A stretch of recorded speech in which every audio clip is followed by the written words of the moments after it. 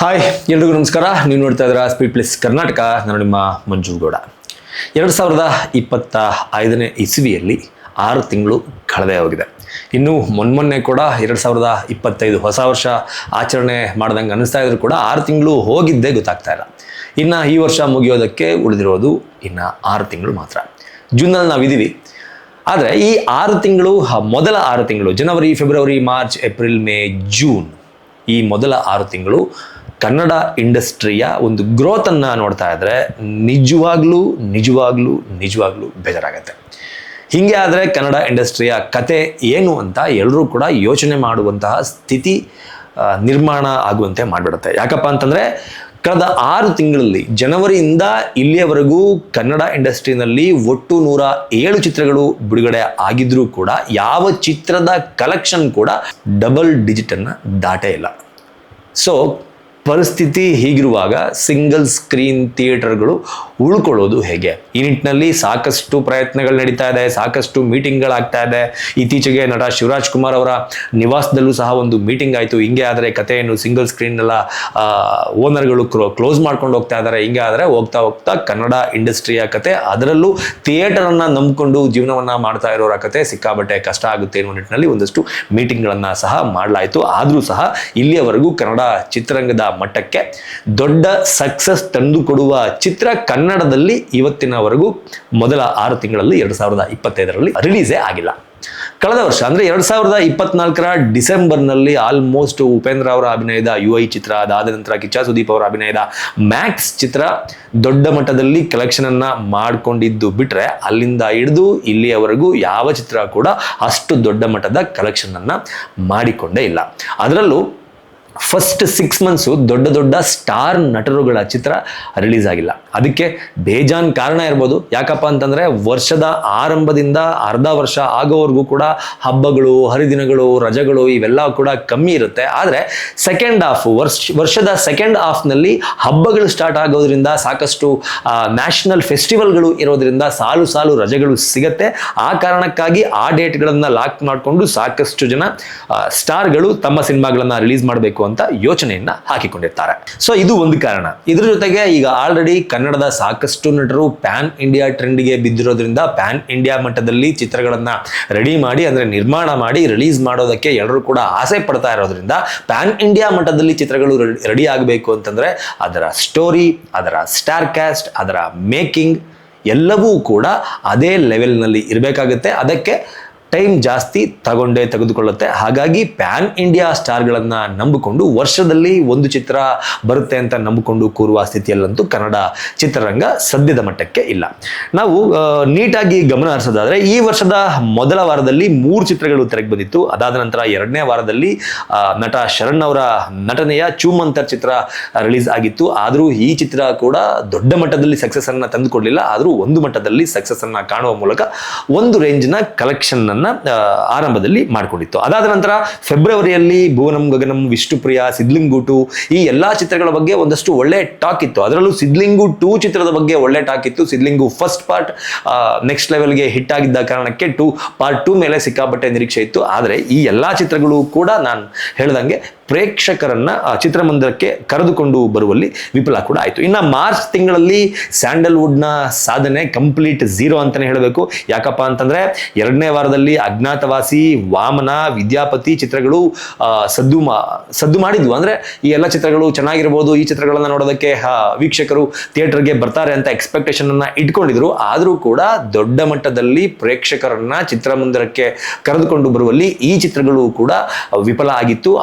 ಅದರ ಜೊತೆಗೆ ರಿಲೀಸ್ ಆಗಿ ಕೆಲವು ದಿನಗಳಲ್ಲಿ ಈ ಎಲ್ಲಾ ಚಿತ್ರಗಳು OTTಗೂ ಕೂಡ ಬಂದ್ಬಿಟ್ಟಿತ್ತು. ಇದಾದ ನಂತರ ನಟ ಅಜಯ್ ರಾವ್ ಅವರ ಅಭಿನಯದ ಯುದ್ಧಕಾಂಡ 2 ಸಿನಿಮಾ ಪ್ರೇಕ್ಷಕರ ಮನಸ್ಸನ್ನ ಗೆಲ್ಲೋದ್ರಲ್ಲಿ ಸಕ್ಸಸ್ ಆಗಿತ್ತು. ಈ ಒಂದು ಚಿತ್ರ ಒಂದು ಉತ್ತಮವಾದ ಕಲೆಕ್ಷನ್ ಅನ್ನ ಮಾಡಿಕೊಂಡಿದ್ರು ಕೂಡ ನಾನು ಆಗ್ಲೇ ಹೇಳಿದಂಗೆ ಡಬಲ್ ಡಿಜಿಟ್ ಕಲೆಕ್ಷನ್ ಅನ್ನ ಈ ಚಿತ್ರ ಕೂಡ ಮಾಡಿಕೊಳ್ಳುವಲ್ಲಿ ವಿಫಲ ಆಯಿತು. ಆದರೂ ಸಹ ಸಾಕಷ್ಟು ದಿನಗಳ ನಂತರ ನಟ ಅಜಯ್ ರಾವ್ ಅವರಿಗೆ ಕನ್ನಡದಲ್ಲಿ ಒಂದು ಉತ್ತಮವಾದಂತಹ ಬ್ರೇಕ್ ಸಿಕ್ತು ಯುದ್ಧಕಾಂಡ ಚಿತ್ರದ ಮೂಲಕ ಅಂತಾನೆ ಹೇಳ್ಬೋದು.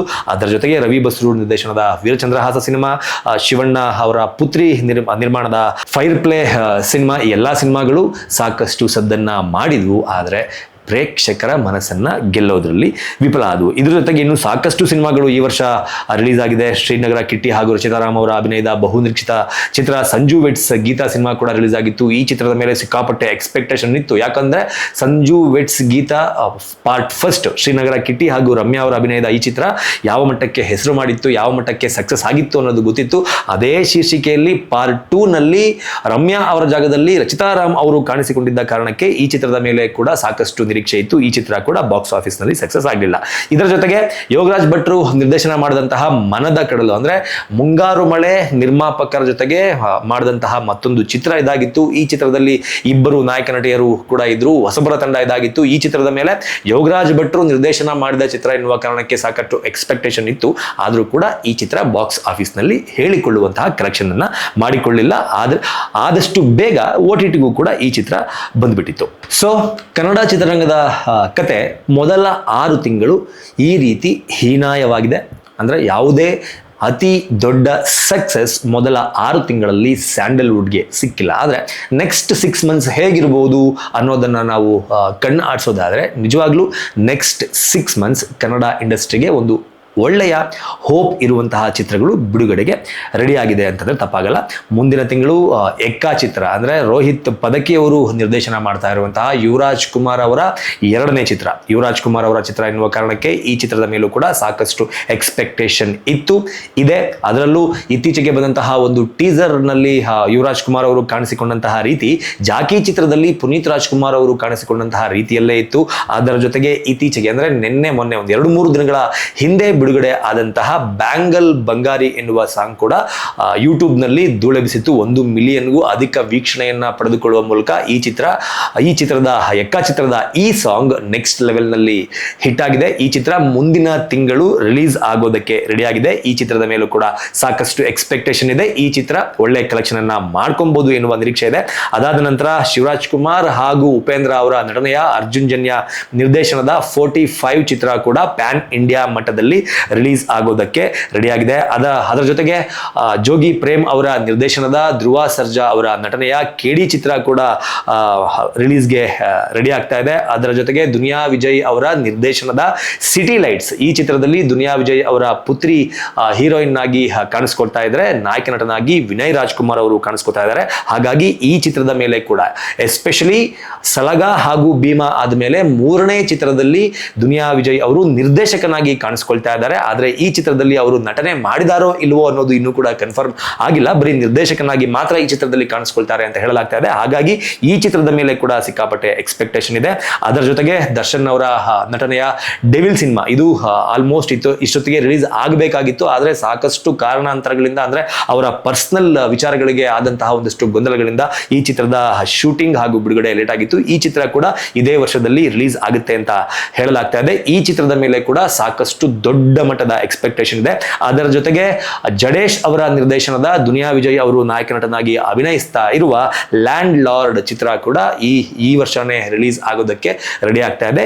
ಈ ಚಿತ್ರದ ಮೇಲೂ ಕೂಡ ಸಾಕಷ್ಟು ಎಕ್ಸ್ಪೆಕ್ಟೇಷನ್ ಇದೆ. ಯಾಕಪ್ಪ ಅಂತಂದ್ರೆ ದರ್ಶನ್ ಅವರ ಅಭಿನಯದ ಈ ಹಿಂದಿನ ಚಿತ್ರ ಕಾಟೇರ ಚಿತ್ರಕ್ಕೆ ಚಿತ್ರಕಥೆಯನ್ನ ಬರೆದುಕೊಟ್ಟಂತದ್ದು ಇದೇ ಜಡೇಶ್ ಅವರು. ಈ ಹಿಂದೆ ಇವರು ಗುರು ಶಿಷ್ಯರು ಎನ್ನುವ ಸಿನಿಮಾವನ್ನ ಸಹ ಮಾಡಿ ಗೆದ್ದಿದ್ರು. ಅದಕ್ಕಿಂತ ಮುಂಚೆ ಜೆಂಟಲ್ಮೆನ್ ಎನ್ನುವ ಸಿನಿಮಾವನ್ನ ಸಹ ಮಾಡಿ ಗೆದ್ದಿದ್ರು. ಹಾಗಾಗಿ ಈ ಇಬ್ಬರ ಕಾಂಬಿನೇಷನ್ ಮೇಲೆ ಅಂದ್ರೆ ಸಲಗ ಭೀಮಾ 2 ಚಿತ್ರಗಳ ಸೂಪರ್ ಡೂಪರ್ ಸಕ್ಸಸ್ನ ನಂತರ ದುನಿಯಾ ವಿಜಯ್ ಅವರು ಕಾಣಿಸ್ಕೊಳ್ತಾ ಇರುವ ಚಿತ್ರ ಇದಾಗಿರುವ ಕಾರಣಕ್ಕೆ ಈ ಚಿತ್ರದ ಮೇಲೂ ಕೂಡ ಸಾಕಷ್ಟು ಎಕ್ಸ್ಪೆಕ್ಟೇಷನ್ ಇದೆ. ಹಾಗಾಗಿ ಮುಂದಿನ 6 ತಿಂಗಳು ಈ ಹಿಂದಿನ 6 ತಿಂಗಳು ಆದಂತಹ ಕಲೆಕ್ಷನ್ನ ಬೇಸರವನ್ನ ಮರೆಸುತ್ತೆ ಅಂತ ನನಗೆ ಅನಿಸ್ತಾ ಇದೆ. ಏನನ್ಸುತ್ತೆ ನಿಮಗೆ ಸ್ಯಾಂಡಲ್ವುಡ್ನ ಈಗಿನ ಸದ್ಯದ ಪರಿಸ್ಥಿತಿಯನ್ನ ನೋಡ್ತಾ ಇದ್ರೆ ಅನ್ನೋದನ್ನ ಕಮೆಂಟ್ ಬಾಕ್ಸ್ ಮೂಲಕ ತಿಳಿಸಿ ಅಂತ ಕೇಳ್ಕೊತಾ ಈ ವಿಡಿಯೋನ ಮುಗಿಸ್ತಾ ಇದ್ದೀನಿ. ನಮಸ್ಕಾರ.